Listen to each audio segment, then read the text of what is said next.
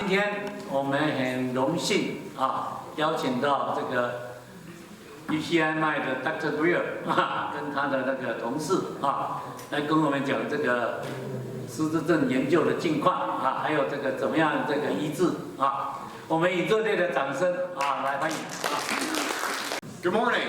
Good morning. Excellent. My name is Josh Grill, and I am the director of UCI-MIND, and we are thrilled to be back at the Evergreen Group meeting. I want to thank Dr. Jing and Dr. Huang, who we've known for a long time. I don't think we've been back since the pandemic. But we're thrilled to see so many of you and to be back with you again. You want to say hello and good morning? Hi, 大家好，我们是 UCI 神经疾病研究所我们 Dr. Greer 大家都比较熟悉了，我们都来过几次那么谢谢大家，谢谢 Dr. Huang、Dr. Jane、Dr. Lin 谢谢大家以往都跟我们一起交流，那么让我们有这个机会给大家讲一些我们的一些进展。Normally when we come, we present slides that have been translated, and we're going to try something a little different today. 以往呢，我们到这儿来呢，我们都是用我们的PowerPoint 我们用翻译过的一些幻灯片给大家讲。那么今天呢，我们稍微做一点不同的情况，我们就不用幻灯片。This is for a good reason. Things are changing fast.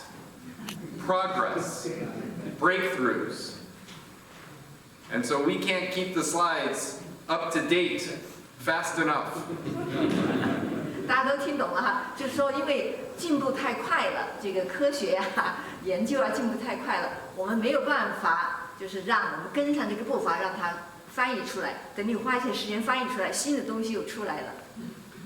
So what we'll do today is speak to you for a few minutes, 20 or so, and then we would love to take your questions and answer any question you might have about our work or what's happening in our field. 好，那今天呢，我们要做的呢，我们就花个20分钟、30分钟的时间，稍微讲一下，然后呢，最后呢，给大家很多的时间问问题。那么在我们这个领域里面大家有无论什么问题呢，大家都可以提出来，我们会回答。For my benefit, how many people speak English? Good, thank you. 好，刚才这个问题问的是有多少人讲英文？那么大家都举起手来了，那有少数的，所以我们这儿呢有英文也有英文，所以大家都能够受益。UCI-MIND is an organization devoted to doing research to rid the world of Alzheimer's disease and other causes of dementia. 好，那么 UCI-MIND 这个英文里边的这个，那么中文里边呢，就是我们是神经疾病研究所UCI 的。那么我们的主要目标呢，就是希望能够找到治疗阿兹海默症和其他失智症的这些原因和治疗的方法。This is a very important topic. More than 6 million Americans are living with Alzheimer's disease and other causes of dementia. 那么为什么我们说这是一个很重要的一个话题呢？因为有600万以上的老年人在遭受这个疾病的威胁。Recent estimates suggest as many as 160,000 older people may be living here in Orange County with dementia or cognitive impairment. 那么在城县这个地方呢，有多于16万多的老年人，就是得了这个疾病，就住在我们城县。What are dementia and mild cognitive impairment? We define dementia as changes in the ability to think that prevent someone from living life the way they used to. 好，那么这个失智，我们讲一讲这个失智和认知障碍，就是轻微的认知障碍，这样有什么区别呢？那么失智呢，主要的一个问题呢，就是说它影响一个人的生活，就是因为他的记忆啊或者是行为方面的这些行为呢，已经影响到他的生活，不能正常的生活。这个呢，我们把它诊断为实质。When someone has changes in their ability to think later in life that are apparent to them, to their family members, or to their doctor, but those changes in cognition don't yet get in the way of living life, we define that as mild cognitive impairment, or MCI. 好，那么这个 MCI 呢，就是英文呢是 mild cognitive impairment， 那它是一个认知障碍，轻度认知障碍。那么有些老年人在你老年的时候呢，你知道你自己也觉得，哎呀，我好像有一些记忆方面的问题了，有一些问题。那么你的家人也观察到你有这样的问题，但是呢，它没有影响你的整个生活，你还能够正常的生活。那么这个呢，我们叫轻度认知障碍。Dementia and MCI are common diagnoses. 好，那么失智和认知障碍那是比较就是一些诊断，就是比较常用的这个诊断。But this number, 160,000 Orange County residents living with cognitive impairment, is very high. More than 16 different states in the United States would have for the whole state here in our county. 好，那么我们刚才说的这个16万，就是患这个失智或者是失智这个智力障碍这样的，在我们 Orange County 这儿哈，那么它的总数呢是比其他的也是整个州16个州里面的这个病人的那个数量还大。So why is this such a big problem here for us? Because we are one of the largest, most populated, and oldest counties in the United States. 就是原因是什么呢？为什么我们会有这么多人，多到16万之多呢？那么因为我们这个城县 Orange County 啊，就是在全美国里边一个老年人寄居最多的地方。Orange County is a great place to retire, but it means we are disproportionately affected by the diseases we study. 那么我们这儿呢，就是一个很好的退休的地方哈，呈现。但是呢，我们研究这个疾病呢，就是它的数量是超过了任何比例，超过了一般的比例。There are many possible causes of cognitive problems, thinking problems in an older person.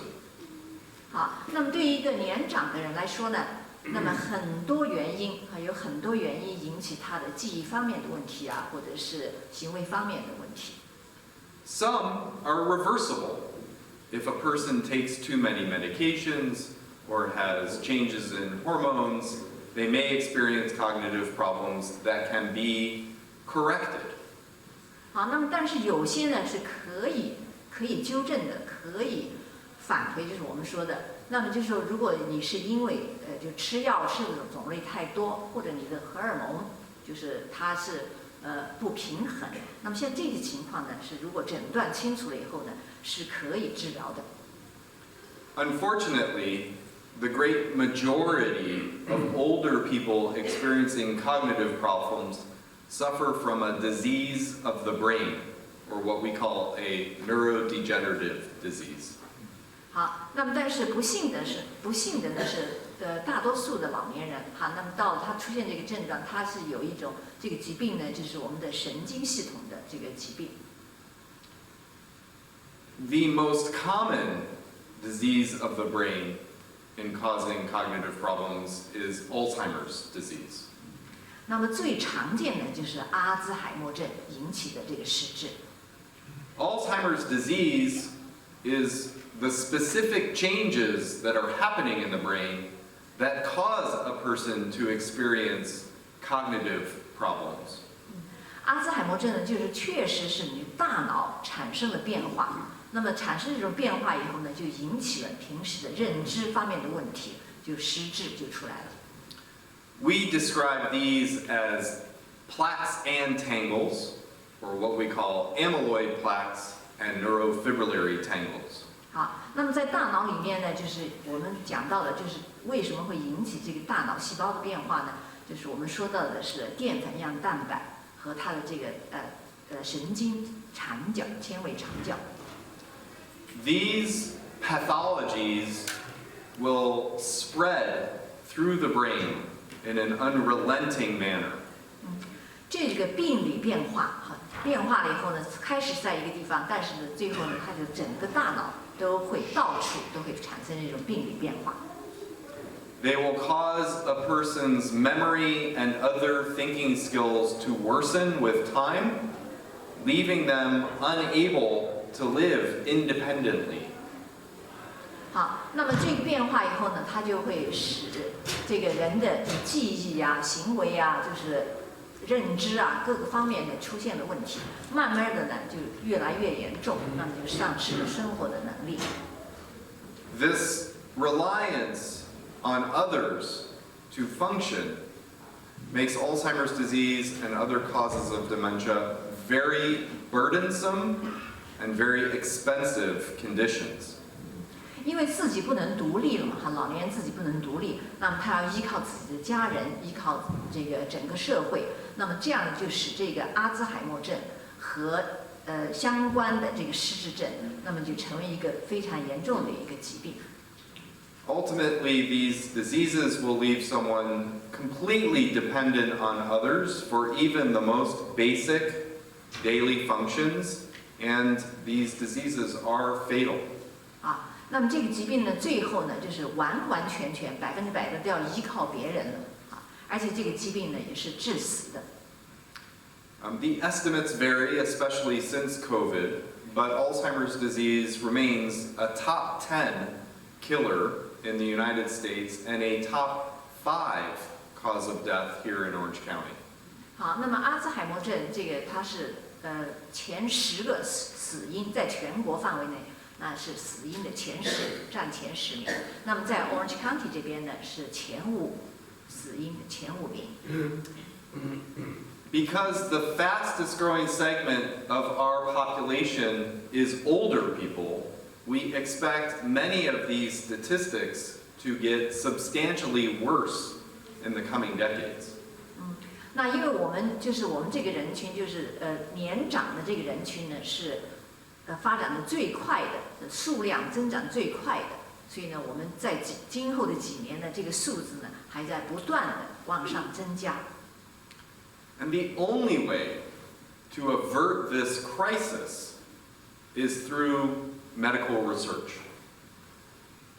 那我们怎么样来就是解决这样的一个就是这样一个问题呢？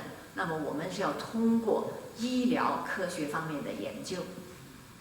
This is the role of our organization, UCI-MIND, and we are part of a national and truly an international effort to conduct research to find solutions for Alzheimer's disease and other neurodegenerative conditions of the brain.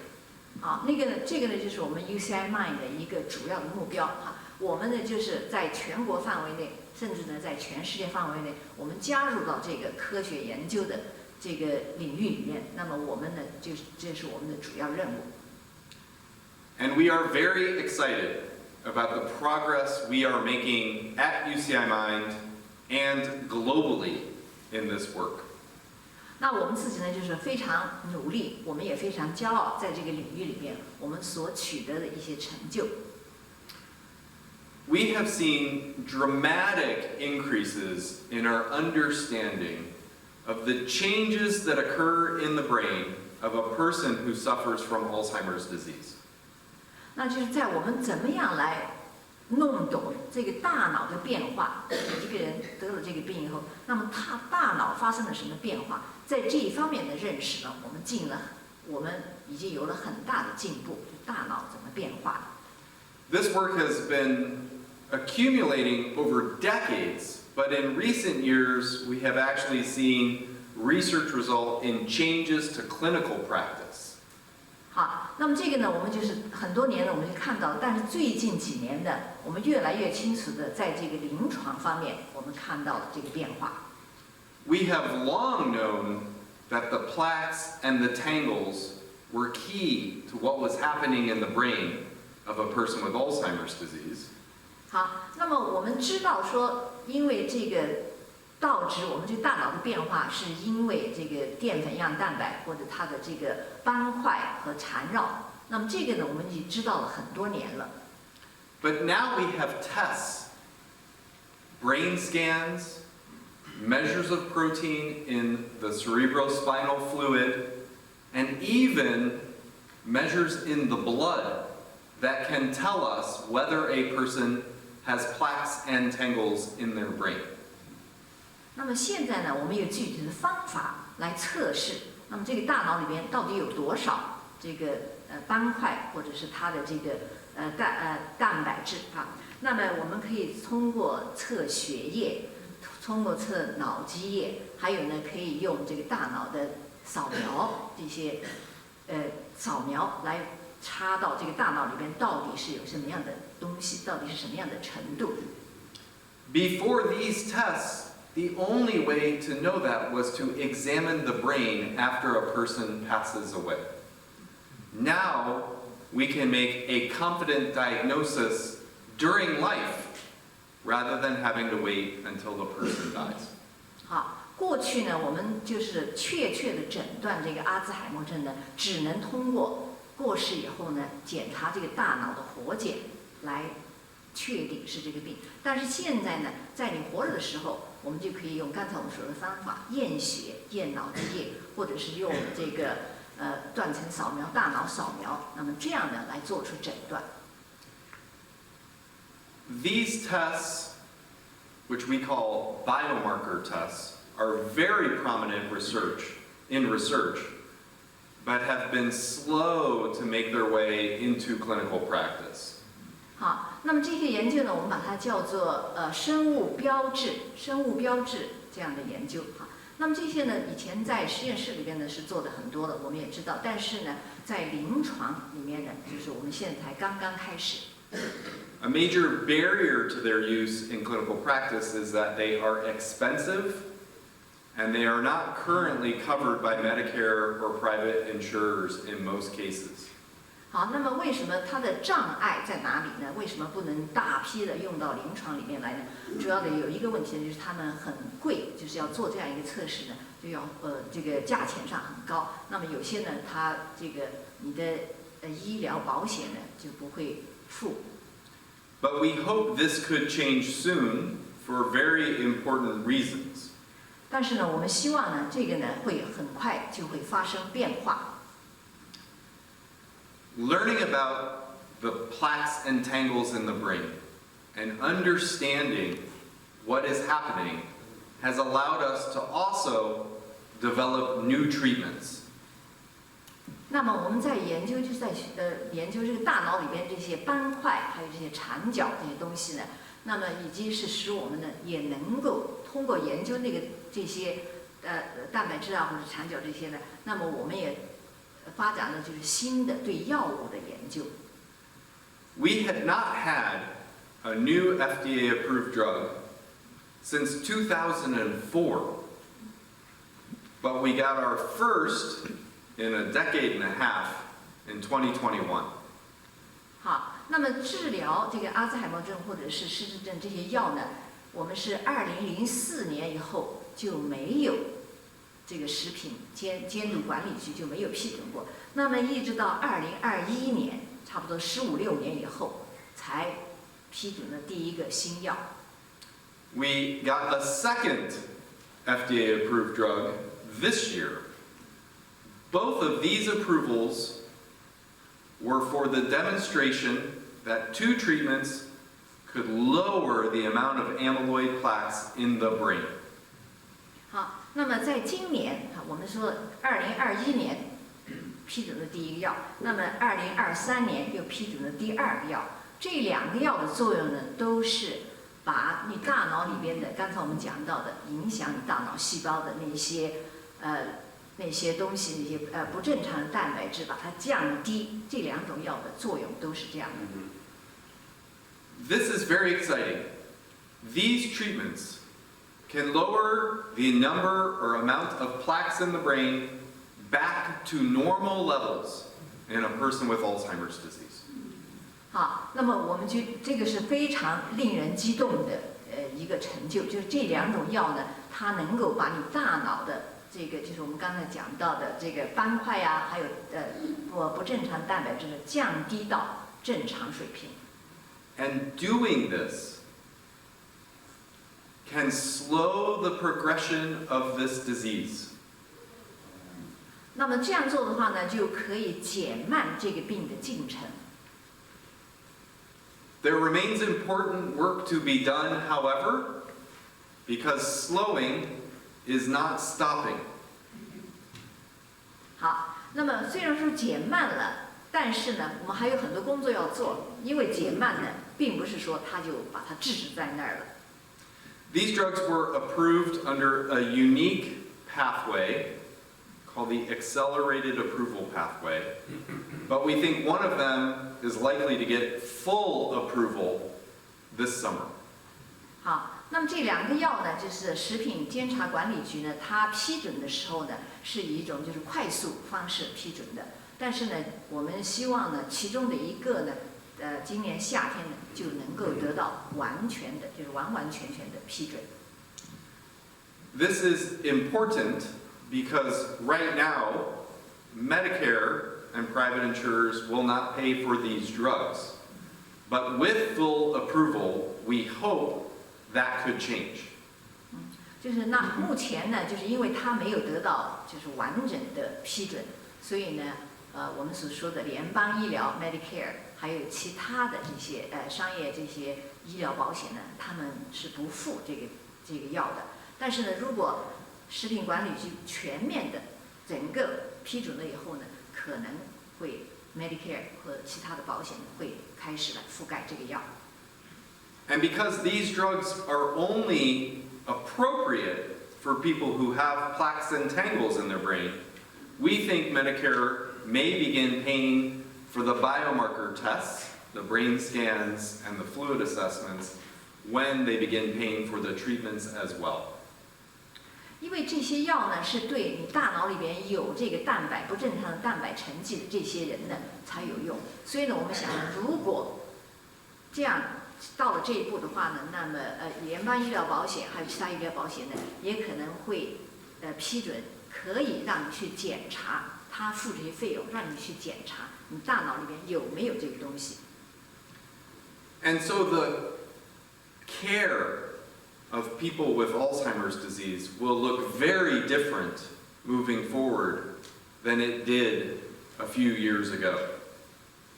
那么按照这样的进步呢，那么我们就是来照顾我们的病人，那么这些方式方法，那么跟多年以前呢就会很不相同，就是我们有更多的方法来照顾我们的病人。This is exciting progress, but there is much work left to be done, and we continue to test additional treatments in clinical trials at UCI-MIND. 好，那么现在呢，我们取得了很大的进步，但是呢，我们还在继续努力。那么我们在 UCI-MIND， 我们的有很多临床实验。And though we're not doing it yet, in the future, the approval of these drugs will make it easier for us to test combinations or cocktails of therapies that we hope could stop disease or even reverse it. 啊，那么今后我们随着不断的这个科研的进步呢，我们希望有一天呢，我们会就是有很多不同的方法集合起来，就是治疗，找到这个治疗的方式方法，那么最终呢，能够制止停止这个疾病。Now, the biomarker tests, as I said, have been used in our research for years. 好，那么生物标志这个测试呢，已经在研究里面已经很多年了。By incorporating these tests into large studies like those we have at UCI-MIND, we have been able to learn that the changes in the brain associated with Alzheimer's disease begin 10, 15 or even 20 years before the memory problems begin. 那么通过这个临床方式的研究呢，我们意识到，就是你的症状出现，其实你的大脑的变化呢，已经在10年、20年，甚至于更长的时间，你的大脑已经开始变化了。尽管说那个时候呢，你的记忆、你的症状还没有出来，但是大脑已经开始变化了。This creates a window of time when the disease has begun, but the symptoms have not, where we can see if treatments can delay or prevent the symptoms from ever occurring. 好，那这个呢就给了我们一个机会，那么我们就来看，如果就是大脑里边这个已经出现问题了，但是呢你的症状还没有出现，那么这个地方呢就给我们一个像一个时间一样的这一段时间，那么我们在这一段时间里面呢，怎么样能够来从这儿呢就开始，那就让这个疾病呢就是要延迟，就是被这个症状的一些呢晚一点再出来。We are doing studies like this now. 我们现在就在做这方面的实验。One of our most recent studies is called the AHEAD study. In the AHEAD study, people 55 to 80 have brain scans to see if plaques are building up in their brain. If they are eligible to enroll in a clinical trial of one of those FDA-approved treatments that can remove the plaques from the brain. 那我们现在就在做这方面的研究。好，我们有一个研究叫做 AHEAD。那么这个研究呢，它是招募55岁到80岁这样的年龄层次的这样的老年人。那么我们怎么做呢？就是他们呢要先查一下，看他们大脑里面有没有这样的斑块沉积。好，那么做了以后呢，知道了它有，那么然后呢就用这个其中的一种药物，那么来治疗。So for the first time, we will answer the question if removing the plaques can prevent people from experiencing memory and other thinking problems.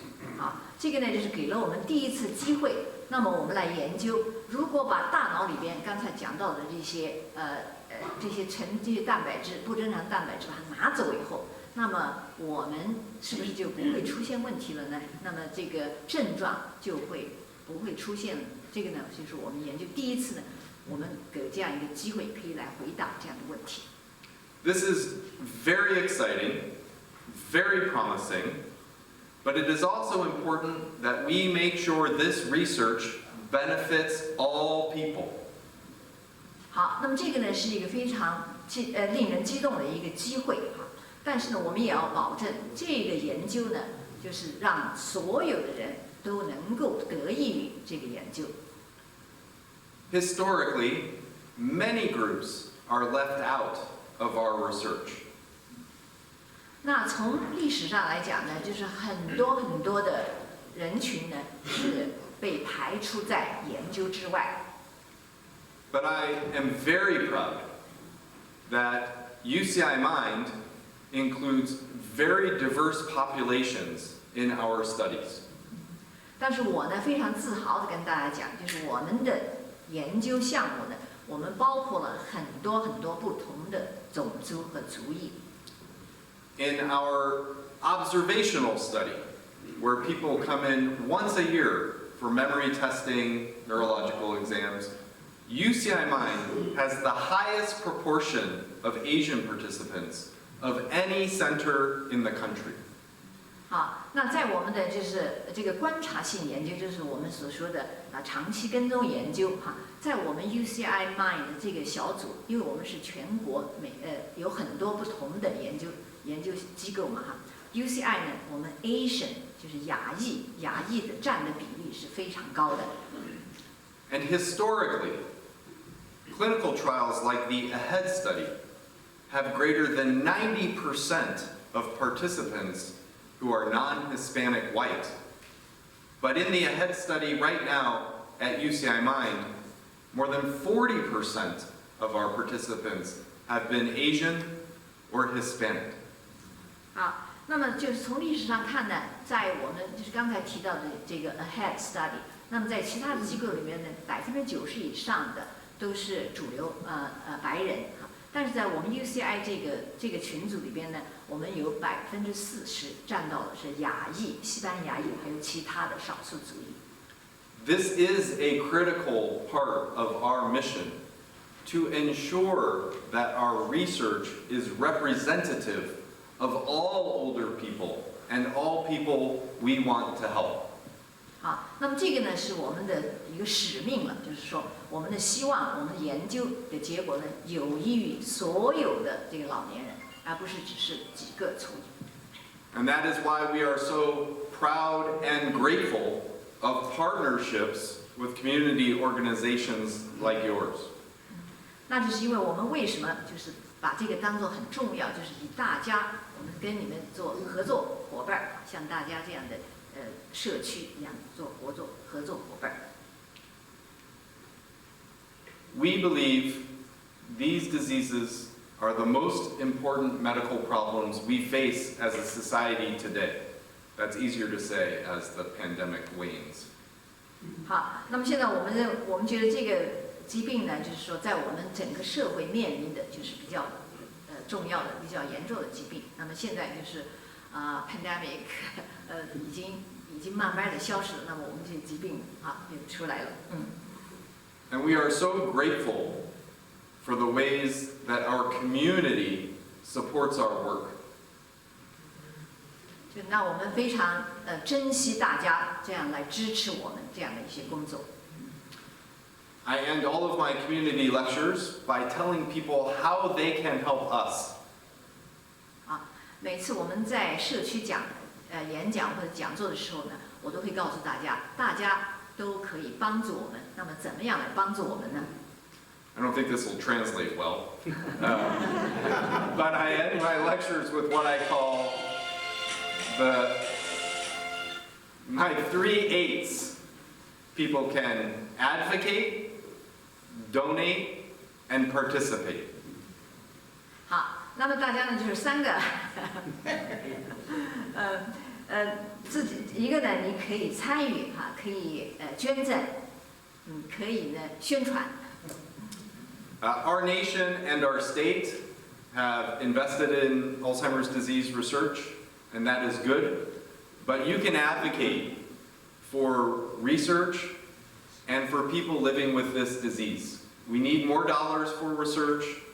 We need more resources for people in the throes of living with this disease or providing care. 那么刚才你怎么来支持我们这个研究呢？就是说了3个，就是你可以捐赠可以参与，可以宣传。We do accept donations, and philanthropy has made it possible for us to do exciting things in research. But every citizen has the option to check a box in their tax return to contribute to a California state research initiative. So you don't have to be a millionaire to be a donor. 那么就是说捐赠的是呢，当然了，有钱的多捐，但是呢，对大家纳税人来说呢，在你的税表上面也可以 check 一个那儿你说要捐赠，那么不管多少都是很有用的。But the most important thing is to participate. The people enrolled in our studies make it possible for us to make these advances. And again, we have a proud history of partnering with Orange County's Asian American community in particular to make sure they are represented in our studies. And we have many studies now for which we hope to have representation of Asian Americans. 好，那么我们非常珍惜和大家社区来一起来做这个研究。那么我们呢就是亚裔在我们这个研究人群里边呢占的比较多。那么我们还会进一步的努力，希望大家我们有更多的研究机会，让大家来参与。And so it is an exciting and promising time. And together we think we can find solutions for these diseases in the coming decades. And we're so very proud of the opportunity to try to make those contributions. 好，那么我们如果一起努力，我们一起工作的话呢，我们希望呢就能够找到对付这个疾病的办法。And so we would love to now take your questions, especially. Go ahead, and I'll repeat it. Or I could. Here you go. I don't need one. I'm very loud. I think I'd like to ask question to share everybody, okay? Before retire, I have about 150 patients intrasacral morphine pump. You know that, right? 150 patients. About 150 patients. For Intrasacral morphine pump. Intrathecal pump? Yeah. Okay. Okay. Since I'm doing this Medtronic company device, so I insert in the catheter in the spine and connect to the pump. Pump is computer controlled pump. The medicine I using is morphine, cytokine, clonidine. I think most of them they don't familiar, but it's a trick with chronic pain because the primary care doctor get upset or pain in the neck about opium medication. So since before the ring, they can do that, and they take every 3 months come back with the pump, so they feel happy. That's why I have a huge patient. My question to you is here. We talk about this plaque, intra-brain tissue plaque. Why you never mention about you can deliver this medicine in the spinal fluid? Yeah. Yeah. So You want to speak? I'm good. Probably people can hear me. But you were saying you were treating pain. That's right. With an intrathecal delivery, and I didn't really talk about the way these drugs are administered. So. Then you have Jesus speak. Sure. There are lots of important modes to try to deliver drugs to the brain. Yeah. And our best case scenario is that we'll have oral therapies that are easy for people to take, that we can deliver broadly. The first, you want to say that? Yeah. Sorry. 好，那么刚才虽然大家都讲英文，但是呢，我们还是稍微翻译一下，如果不对的话 ，Doctor， 你给就是现在讲到这个药怎么来给药的问题啊。那么刚刚举到这个例子，用那个棒是吧？棒用那个就是静脉给药是吧？你说的是 No, you talk about the intravenous. I'm talking about the intrasacral. I understand. Okay. So the first two drugs that were approved are delivered intravenously. Okay. They are injected into a vein once a month or twice a month for people with Alzheimer's disease cognitive problems. 好，那么这两种药就是刚才提到的这两种新药呢，它是静脉给药啊，静脉给药，那么它是一个星期once a month。 Once a month 一 or 个 twice a month, 月或 depending 者 on 是 the drug. 两次，一个月2次，是这样用静脉给药的。 The companies are working on subcutaneous injections, which would be easier to go under the skin instead of in a vein. 好，那么就是说那个制药公司它也是在用就是皮下注射。那么如果是用皮下注射，希望能够研发出皮下注射的方式来给药。 The question was about intrathecal administration, which is into the spinal cord or near the spinal cord in the canal as a way to access the brain. There are very promising results from a very small study of exciting treatment to target the tangles in the brain that were presented and published earlier this year that is an intrathecal delivery of a genetic treatment called an antisense oligonucleotide. You don't have to say that. But a promising treatment that is delivered through that mechanism. 好，那么这个意思。 Hang on. My question here is very important. Like intravenous drug, the medicine, it eventually eat up by the liver. Well, we know that the intravenous drugs do have brain penetrance because we can clear the plaques from the brain. Okay. We know that a small proportion of the medicine is getting to the brain, you're correct, but it's enough to actually clear the plaques from the brain and slow progression of disease. Okay. This is too much for Robin to translate, I think, but I've been a part of a trial delivering a treatment directly to the brain through neurosurgical delivery. I think what I want to say is we are open to anything to find solutions, but ultimately, for a disease this common, we're going to need easy to access, easy to take, safe therapies. Yeah. So we definitely have a lot of work left to do. But the question, you raised the question, is all our intravenous, because those medicine is going back to the liver. And You're absolutely correct. Yeah. You're absolutely correct. But they work. Okay, I know. That's why I get so many patients, because primary care doesn't give them opium. Eventually opium, larger dose, they cannot handle. That's why they come to me. Yeah. Yeah, we don't want another opioid crisis. We agree. Very good. Okay. Other questions?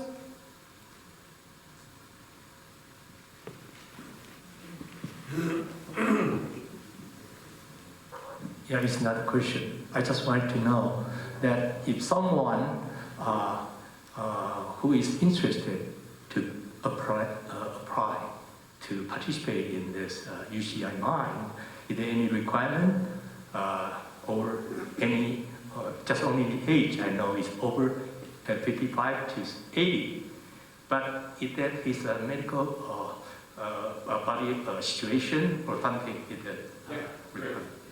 It's a great point. So the question is, are there requirements for our studies? And the answer is yes, and they vary from study to study.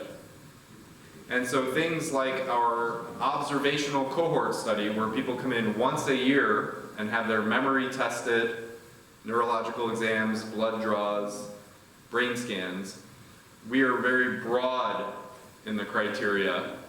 When people want to be in a drug study, the criteria are often very narrow to ensure the safety of people enrolled in the study.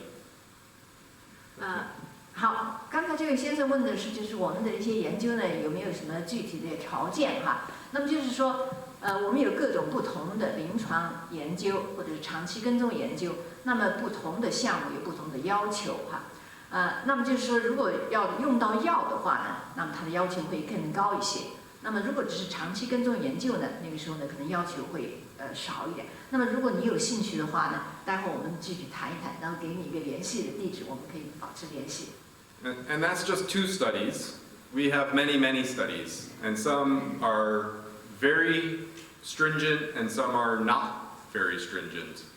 And so Megan in the back has flyers for some of our studies and other ways to learn about research. We also work very hard to have an up-to-date website, mind.uci.edu, where we're constantly putting new information and descriptions of new studies. Do you want to? 好，那么就是我们因为有很多不同的研究，所以有些的要求呢会比较高一些，就是条件比较多一些那么有些呢会就是比较少一些。Megan 在后面她有很多我们研究的一些那个信息啊或怎么样。如果你们有具体的问题呢，下面我们可以具体再问哈。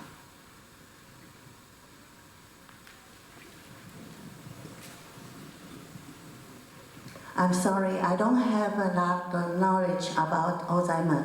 So can you tell a little about what is the first symptom? Because I know it's not happen overnight, right? Very correct. So the question is, what are the symptoms of Alzheimer's disease? And classically, we think of Alzheimer's disease as problems with memory, in particular short-term memory. And a first presenting symptom frequently is asking the same question over and over again in a single conversation. Because the machinery in the brain that puts new memories in is beginning to malfunction. 好，那么最先就是这个症状哈，刚才这位女士问的是那么阿兹海默症最先的一些症状，最初的症状是些什么哈？ Dr. Gray 在这回答呢，就是说，它首先呢是影响你的短期记忆，短期记忆，那么就是已经没有办法保持了。那么最常见的一个症状就是老是在重复，在一个同样的一个谈话当中不断的重复。Memory problems often give way to language problems, producing language or interpreting it, challenges with decision making, making poor decisions, navigational problems, getting lost in places very familiar, and other thinking problems. 好，那么这个症状呢，就是刚才说的这个你的大脑的出现记忆问题，那么对你的语言也有影响。那么这个语言就开始找不到适当的词来表达你要想表达的东西哈。然后呢，慢慢的就是方位，你的这个就是关于这个去了哪里，好像这个地方去了多少次的，也会不熟悉起来啊。这个方位的这个问题，还有呢就是回到头就是语言表达，还有方位，然后解决问题，那么就不知道该怎么来做决定。本来是一个很能干的人或者怎么样啊，那么不知道怎么做决定对事情。But it is increasingly recognized that memory doesn't have to be the first thing to change. And patients may have language problems and later develop memory problems. They may have problems with navigation or orienting to their environment, or may even have changes in mood or personality as a first sign of Alzheimer's disease. 就大家要注意的一个问题呢，就是说，我们越来越认识到哈，虽然说是阿兹海默症，这个记忆是不是就头一个信息头一个症状呢？但是我们越来越认识到不一定哈，记忆。那么有很多时候呢，比如说一个人的情绪的这个变化呀，还有就是他的这些方位怎么一下子就是在方位的变化、时空概念的变化，那么这些呢可能会在记忆的前面出现。This is why those biomarker tests are so important. An older person begins to develop anxiety or depression. We want to know if it's Alzheimer's disease causing that or something else.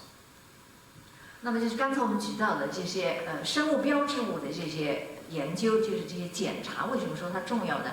就是比如说一个老年人，他开始就是有抑郁症，有一些焦虑症啊，那么我们要把它区别开来，是因为阿兹海默症引起的呢，还是因为其他的问题引起的？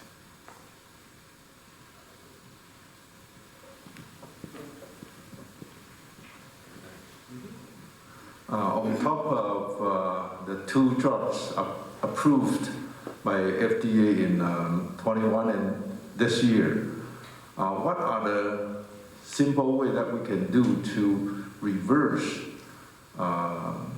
those problems, such as exercise or food or something? Great question.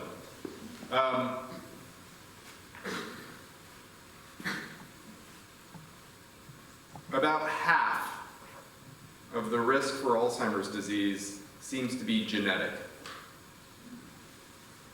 The other half is lifestyle and environment. 好，那么刚才讲到这个问题呢，问的是就除了药以外，那么我们可以做些什么来减轻这个，或者是就是怎么样的来减少这些东西呢？哈，那么就是 Dr. Gray 讲到。 这个患者当中呢，有一半50%呢是由于这个基因啊这些引起的，但是50%呢是因为环境因素和人的这个行为因素引起的。On the lifestyle and environment side, there are numerous recommendations we can make, and they are true for people living with cognitive problems or for people concerned about someday getting cognitive problems.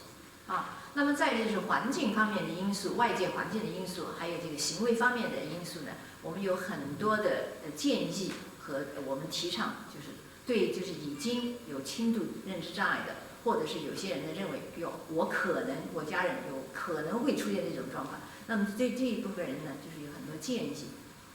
What is good for the heart is good for the brain. Manage hypertension, high blood pressure. Manage hypercholesterolemia, high cholesterol, very carefully. They are risks for heart attack. They are risks for dementia. 好，那么对你心脏好的呢，对你的大脑就好啊。那么我们呢，首先呢要控制这个高血压，就是控制高胆固醇，因为这些呢就对你心脏不好。那么在对你心脏不好的同时呢，也会影响你的大脑。Diabetes is bad for the brain, particularly the brain's blood vessels. So manage diabetes, manage pre-diabetes, control blood sugar. 好，另外一个呢就是糖尿病哈，它对大脑的这个毛细血管呢就是影响很大，所以呢一定要控制好这个糖尿病和你的血糖。Physical exercise counteracts all of those things and is good for the brain in other ways. 就是锻炼身体啊，这个呢是，它就是对所有的疾病，还有你对大脑的这些健康都是非常有用的。Avoid foods that are high in fat and cholesterol in your diet. Make sure you get brain healthy foods in your diet, including dark green leafy vegetables, fruits, and fish, as well as other sources of healthy fats like olive oil and nuts. 那么在饮食方面呢，当然就是我们要避免的就是高胆固醇、高脂肪这些食物。那么要吃的健康的食物，那么就是说是蔬菜呀、水果呀，多一些绿叶蔬菜呀等等这些。When we sleep, we clean our brain, including that we remove the amyloid protein that accumulates in the plaques. So getting a good night's sleep is a key to maintaining a healthy brain.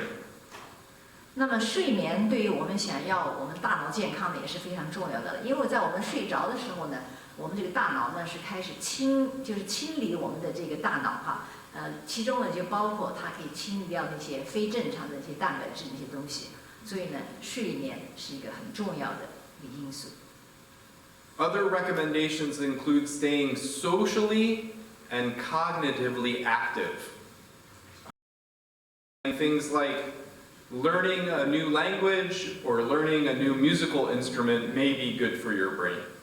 好，那么对大脑来说呢，要保持活跃，好，要用大脑。那么你在学一门新的语言啊，学一个新的乐器啊，这些呢可能会对大脑会有帮助。All of these are easy to recommend. Low risk. None of them have been shown definitively to prevent dementia, but they're all good habits to take up. 这些呢，就是我说起来呢，都是很容易了，让大家做这样哈。那么虽然说是没有一个研究说明你做这个东西它能够保证你不得这个病，但是呢，对基本的健康来说呢，就是我们建议大家都要这样做。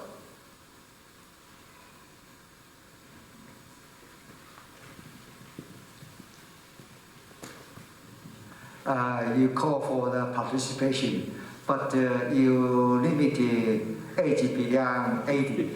We have some other people here.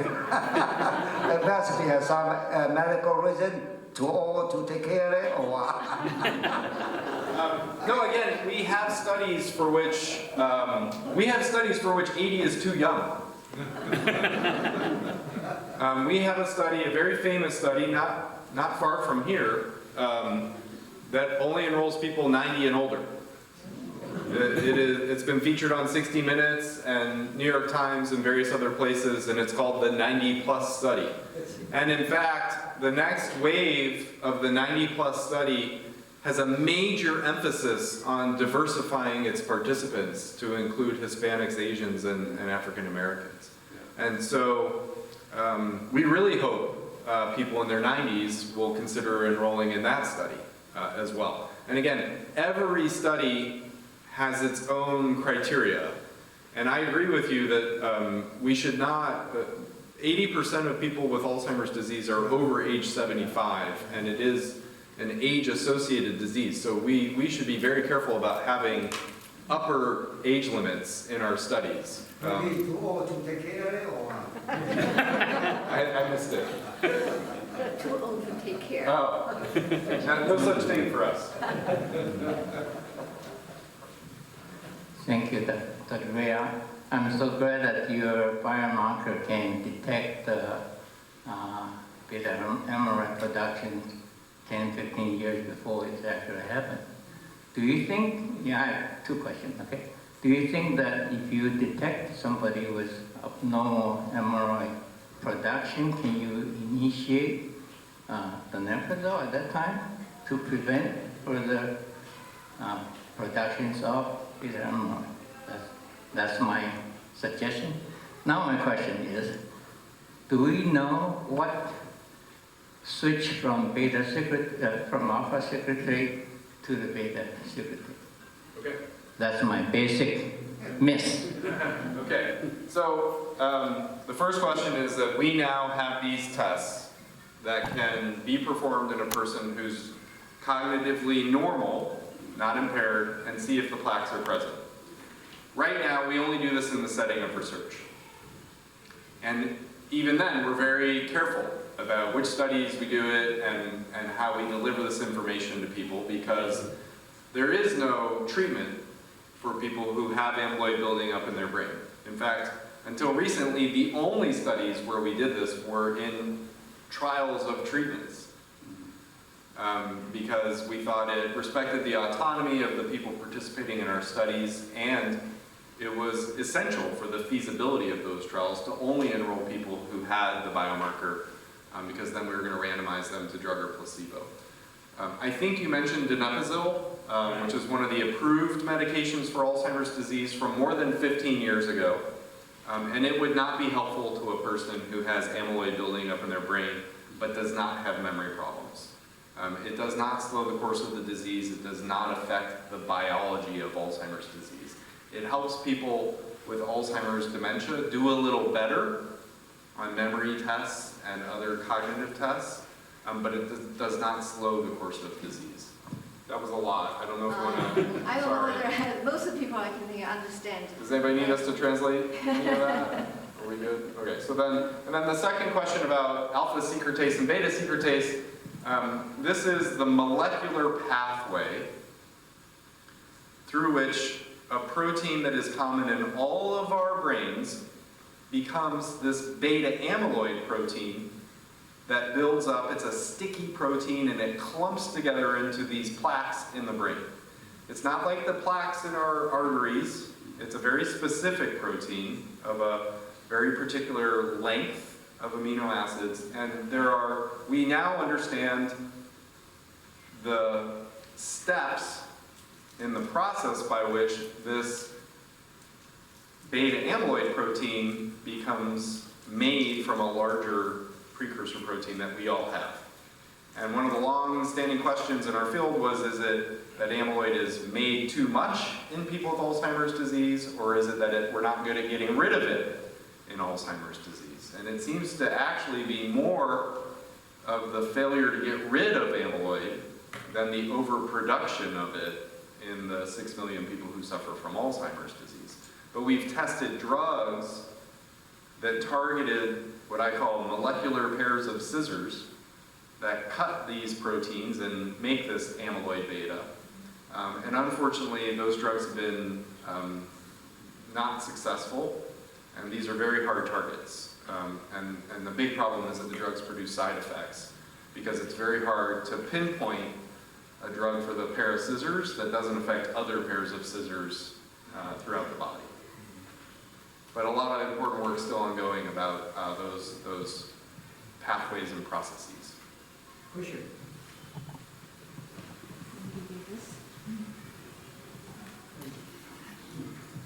You have mentioned that the CDC has approved 2 new drugs for treatment, okay? Is there anyone particularly good for Lewy body dementia? For Lewy body? Lewy body. Yeah. So the FDA... And one more question. And it is, could be very expensive, but Yes. any ballpark number of question or cost? Cost, yes. Okay, so the FDA has approved 2 drugs for Alzheimer's disease. As yet, I'm not aware of those drugs being tested in people with Lewy body dementia. Now, Lewy body dementia is another cause of dementia in older people. It's closely related to Parkinson's disease. In fact, many people with Parkinson's disease will develop cognitive problems, and people with Lewy body dementia, who begin with cognitive problems, will ultimately develop motor problems, movement problems, akin to Parkinson's disease. Both Lewy body dementia and Parkinson's disease dementia involve a different protein instead of beta amyloid. We call it alpha-synuclein. And so we wouldn't expect these drugs, which very directly target the beta amyloid protein, to affect alpha-synuclein in people with Lewy body disease. But we know that a lot of people with Lewy body disease also have plaques of Alzheimer's. And so there's some idea that these drugs could help people who have Lewy body disease and Alzheimer's disease, but that's not been tested to my knowledge. There is work trying to develop treatments that target alpha-synuclein, the protein involved in Lewy body disease. Your second question was about cost. This was very controversial when the FDA approved the first drug, which is called aducanumab. It was made by a company called Biogen. They announced the price as $56,000 per year. There was going to be a panel for CMS, Medicare, to decide whether they were going to pay for it. The company cut the cost in half to $28,000 per year in anticipation of that meeting, where CMS said they still were not going to pay for the drug. The second drug approved is called lecanemab, and it's made by Eisai. And the cost of lecanemab that they've published is $26,000 per year. And again, we're waiting. When the FDA approved lecanemab, CMS said we're not changing our decision from aducanumab because there's not enough new evidence. Basically, the stance was that it was an accelerated approval, which was started during the days of HIV, when there was a real public pressure to get drugs approved and available faster. And the FDA started approving drugs for things like CD4 counts and other sort of markers of improving immune function in people with HIV. So the FDA approved these drugs for lowering amyloid, which was controversial. But lecanemab has been shown to slow progression of disease. And so next week, Tuesday, the FDA will convene an advisory panel to consider lecanemab for full approval. Not just accelerated approval, but full clinical approval. And I hope that, and expect, they will grant clinical approval to lecanemab because it's been shown to slow the disease. And then I hope that the Centers for Medicare and Medicaid Services will amend their decision to cover lecanemab in people with early Alzheimer's disease.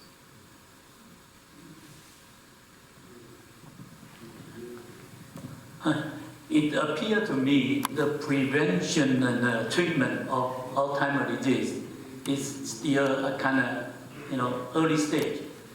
How about in the diagnosis or detection? Okay, Yeah. I think you mentioned the biomarker test. However, it's expensive. Understand?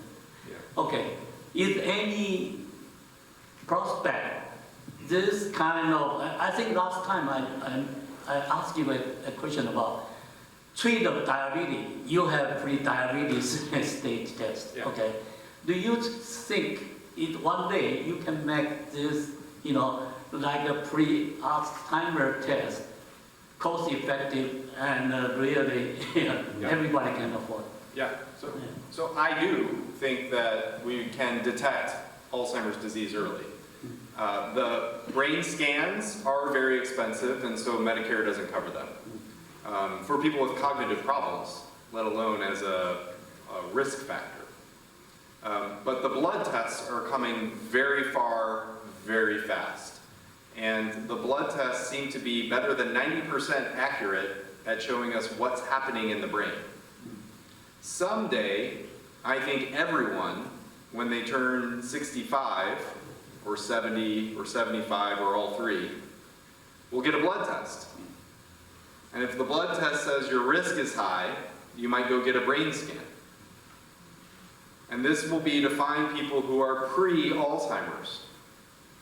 And if these treatments like lecanemab work in the AHEAD study, then you'll get your blood test, your scan, and you'll start your treatment to delay Alzheimer's disease. And the epidemiologists tell us a drug that can delay diagnosis of Alzheimer's dementia by 5 years will cut the total number of cases in half.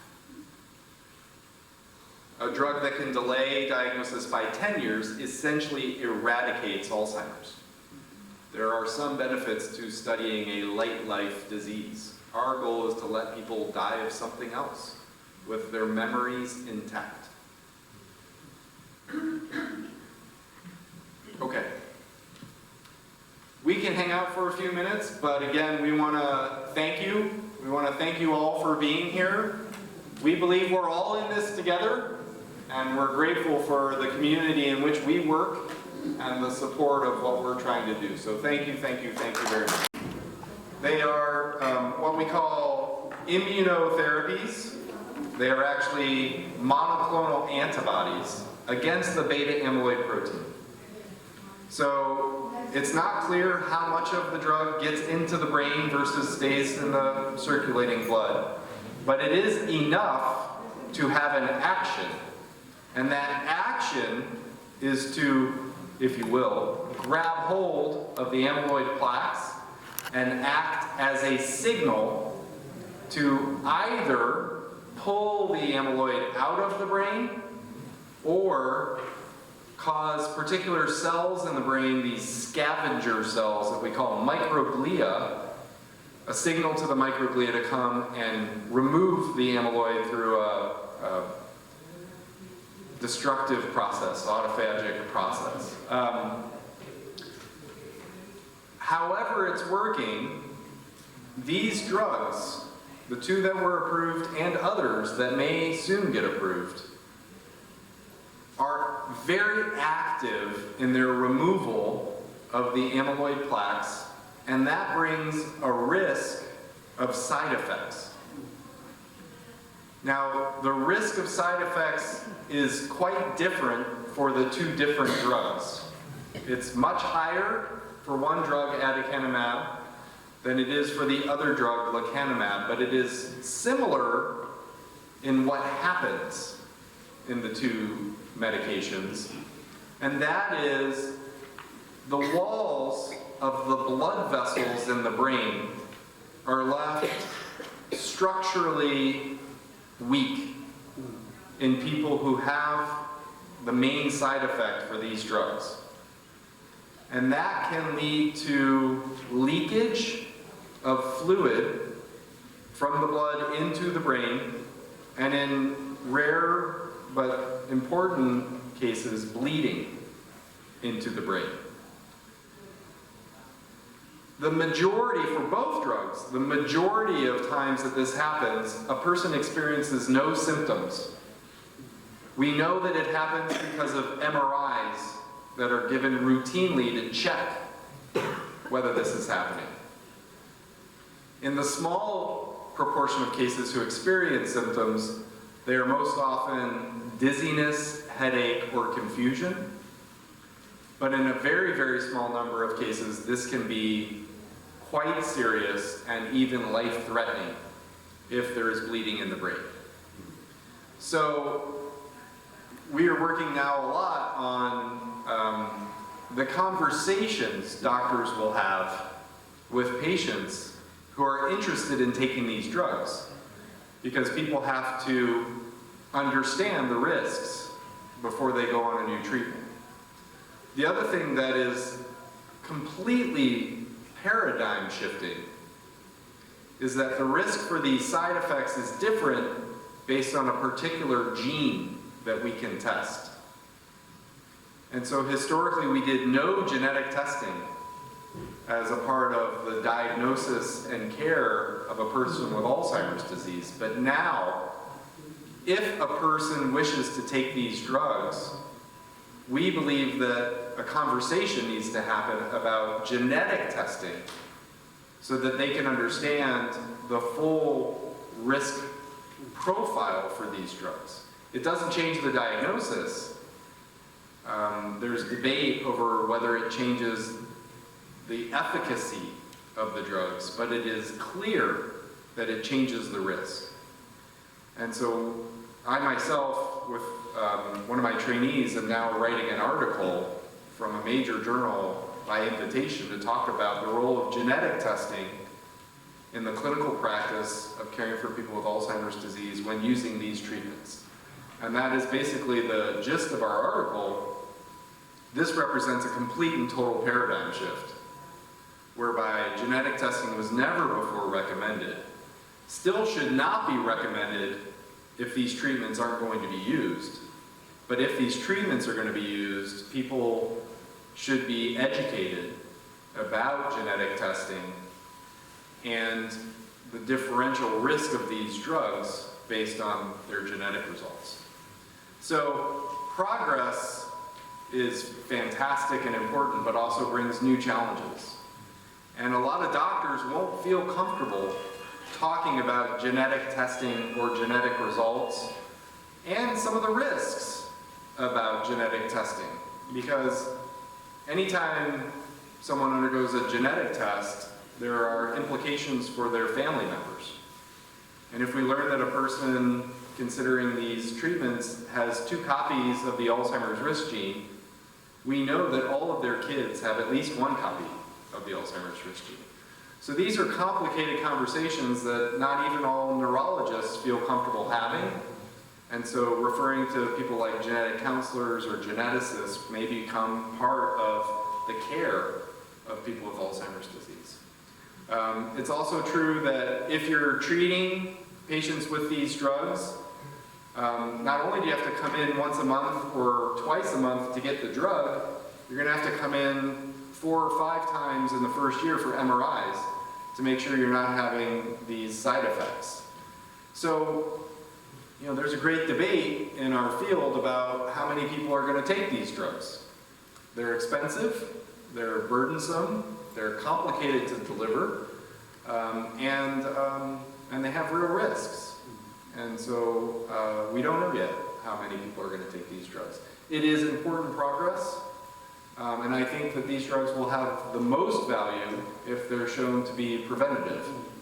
And then I think people will have easy decisions, because the most feared condition among people over 50 in this country is Alzheimer's disease. And a lot of people will be willing to take some risks to delay it if that's a possibility. We're definitely not translating that one.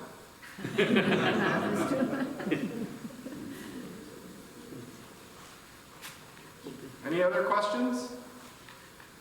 Yeah? No, it's okay. I think I'll repeat.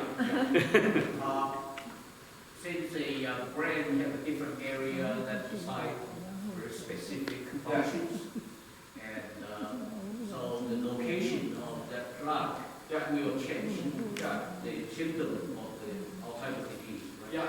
Yeah, because the other day someone... Yes and no. Oh, really? Because the other day someone asked a question. This one had symptoms of Alzheimer's. In the other hand, say, you need to take the medication. And she argued, say, you know, why we take it, there's a side effect, she gave a lot of really good reasons to undo taking the medication. Okay. So the question was about one of my favorite things, structure-function relationships in the brain. And basically the idea is, if we get these plaques in the brain, where the plaques are accumulating in the brain should predict the symptoms a person develops. And there's some truth to that, in that if people get a subtype of Alzheimer's disease where the plaques begin in the back of the brain instead of in the front of the brain, they may get a different syndrome called posterior cortical atrophy, where they're going to have language and visual problems more than they're going to have memory problems. But in actuality, the location of the tangles, of plaques and tangles, plaques generally occur in a very stereotypical manner. The tangles are more closely tied to symptom presentation.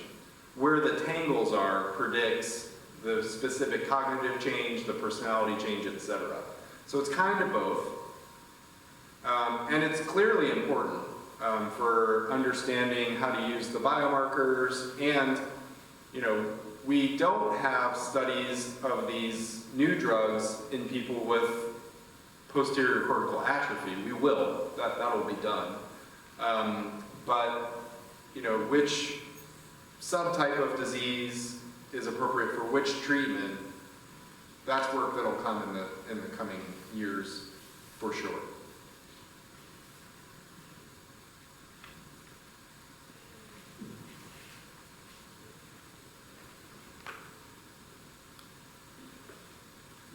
Any other burning questions?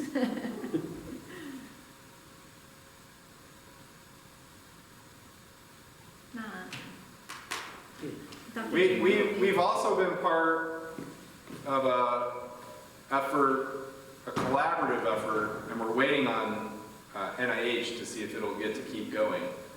But we were part of a collaborative effort with UCSF, San Francisco, UC Davis, a variety of community partner organizations to create an Asian American registry that recently got a major milestone of its 10,000th Asian American enrollee in a registry. This is an online registry.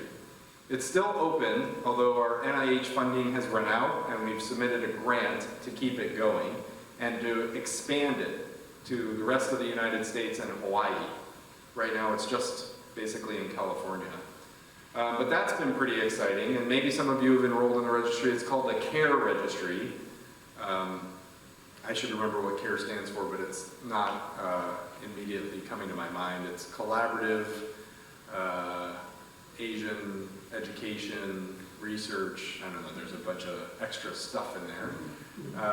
But the CARE registry is, like I said, 10,000 Asian Americans in one registry now.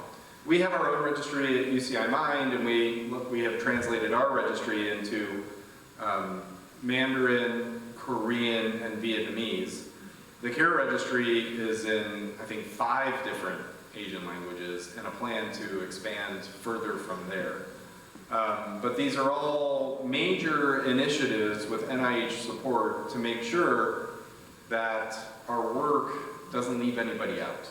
And I think UCI-MIND does a very good job of this, but not every place around the country does. So we kind of feel like we have to carry more of the weight to ensure representation of Asian Americans in our study. But we're glad when places like UCSF want to work with us to that end. Yes. When I checked the CARE registry, there are a couple of CARE registry and CARE registry. Yeah, CARE is a very common acronym. Megan, do we have a link on our website for CARE? We must, somewhere. Yeah, so. Yeah, that's probably it. Okay, thank you. So, If you see my picture, you're in the right place. so Dr. Greer, using your own crystal ball, okay, what will you predict the breakthrough in prevention, diagnosis, and treatment? Which one will come first? And any timeline on that? So I actually believe that these monoclonal antibodies can slow the course of Alzheimer's disease. I believe Alzheimer's disease begins 20 years before memory problems begin. And I believe the AHEAD study that we're doing now, and there's a couple of others that, at least one other, that we're not a part of with a different drug that also looks promising. These studies will be the complete and total paradigm shift. These studies will, I hope, I believe, show that people taking these drugs before memory problems begin delay the memory problems onset. And that could change the public health of Alzheimer's disease. So I hope that I'm right. We just finished the first study of this kind. It was of a fairly safe, perhaps benign drug that doesn't lower the plaques in the brain. It took us 10 years to do the study. I began that study led by a wonderful colleague at Harvard, who I've worked very closely with for 10 years now. We began that study in late 2013. And the results will be presented publicly. We released a press release a couple months ago, but it will be presented this summer, and there'll be a publication. It truly took a decade to do that study. So I think this AHEAD study will go faster than that, but only by a little. And the longest part of doing a study like that is recruiting people. So the sooner we achieve our goals of recruitment, then we start a 4.5-year period of following people on drug or placebo before we know the answer to the question. So we're hoping to complete recruitment to that study. Our goal was this year. It's probably going to be early next year, and then we'll be 4 or 5 years away from answering the question. A lot could happen between now and then, but I think that is a major, major turning point for us. And by then, we hope we'll have more treatments approved for people living with cognitive problems, but those treatments could be the first ever drugs approved for preventing or delaying cognitive problems. Good. Okay, any other question? Okay, so let's give a big applause. Okay, so this concluded this meeting. Thank you for coming. And